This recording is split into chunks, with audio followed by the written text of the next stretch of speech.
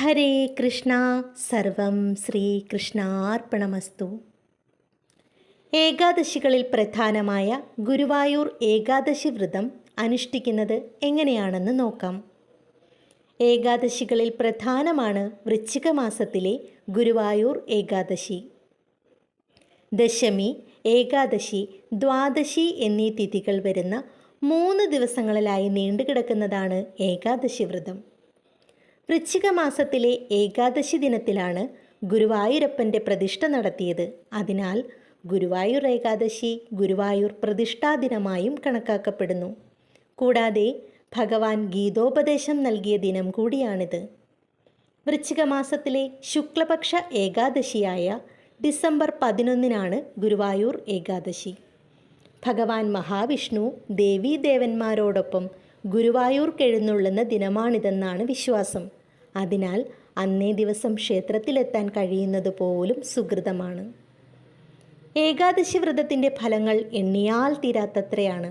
വിഷ്ണുപ്രീതിയും അതിലൂടെ സർവ്വ ഐശ്വര്യവും മോക്ഷം ലഭിക്കാനും ഏറ്റവും ഉത്തമ മാർഗമാണ് ഏകാദശി വ്രതം.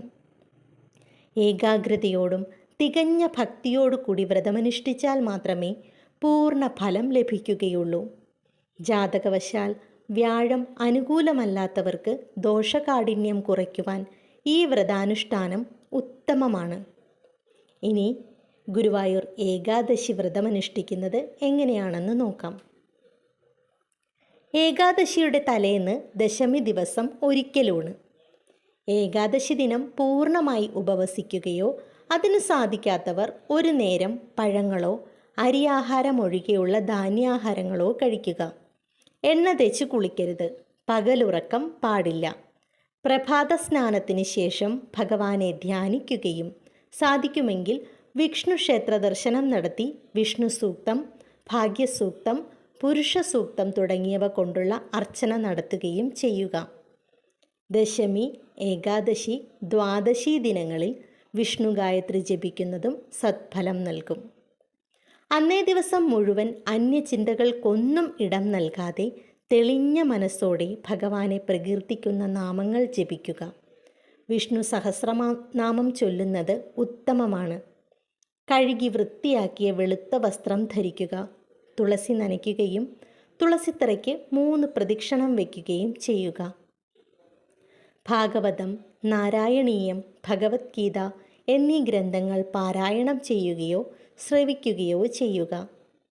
ഏകാദശിയുടെ പിറ്റേന്ന് ദ്വാദശി ദിവസം ഹരിവാസര സമയത്തിനു ശേഷം മലരും തുളസിയിലയിട്ട് തീർത്ഥം സേവിച്ച് പാരണവിടുക. കുളിച്ച് ശരീരശുദ്ധി വരുത്തി തുളസിത്തറയ്ക്ക് ചുറ്റും 3 പ്രദക്ഷിണം വച്ച ശേഷം തുളസി നനയ്ക്കുന്നതും സന്ധ്യയ്ക്ക് തുളസി ചുവട്ടിൽ ദീപം തെളിയിക്കുന്നതും ഉത്തമമാണ്. എല്ലാവർക്കും ഗുരുവായൂർ ഏകാദശി ദിവസം നന്നായി വ്രതമെടുക്കാൻ സാധിക്കട്ടെ. ഏവർക്കും ഗുരുവായൂർ ഏകാദശി ആശംസകൾ. ഹരേ കൃഷ്ണ.